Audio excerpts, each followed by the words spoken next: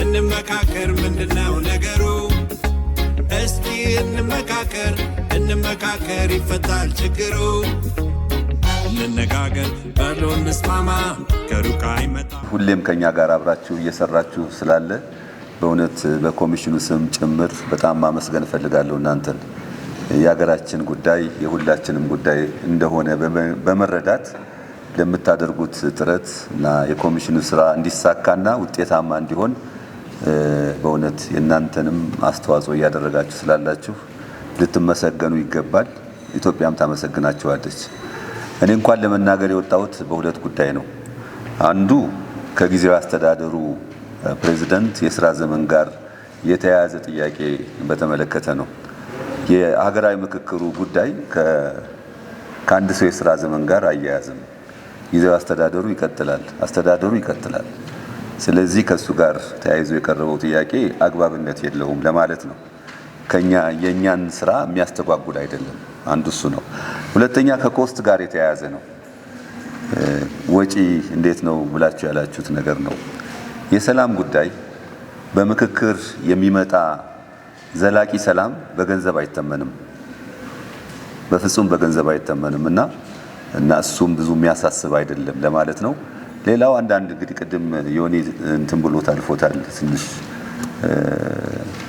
አስቂኝ አይነት አካሄድ እንደሆነ ይሄ ሊሳካ እንደማይችል ተደርጎ የቀረበበት አግባብ ነው ሰለሞን ሲጠይቅ የነበረው። ያው አንዳንዶች እንደዛ ያነሳሉ። ብዙ ነገር ሊባል ይችላል። እውነቱ ግን ይሄ ነገር ይሳካል። ይሄንን አስረግጬ ነው የምነግራችሁ። ሀገራዊ ምክክር ይሳካል። በኢትዮጵያ የታለመለትን ዓላማ ያሳካል። ኢትዮጵያ ደግሞ ዘላቂ ሰላሟን ታገኛለች።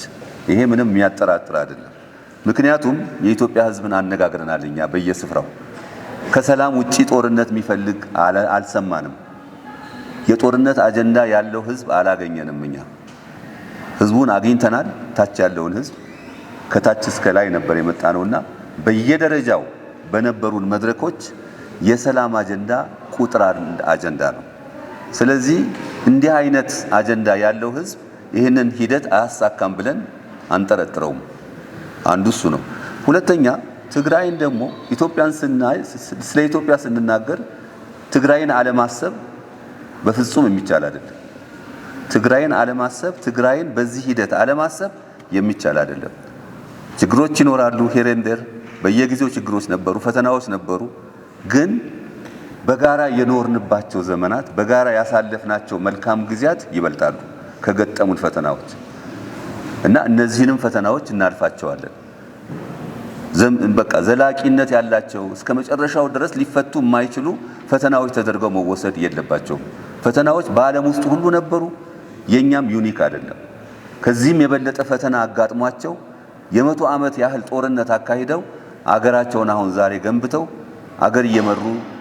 ዓለምን እየመሩ ያሉ አገራት አሉ።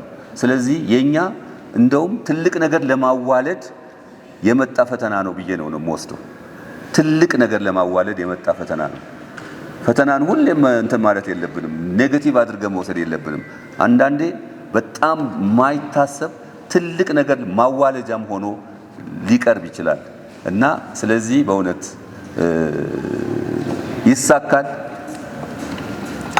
ኢትዮጵያ እንደዚህ ሆነ አትቀጥልም። ሰላሟ ይመለሳል። የተረጋጋች ሀገር ይኖረናል።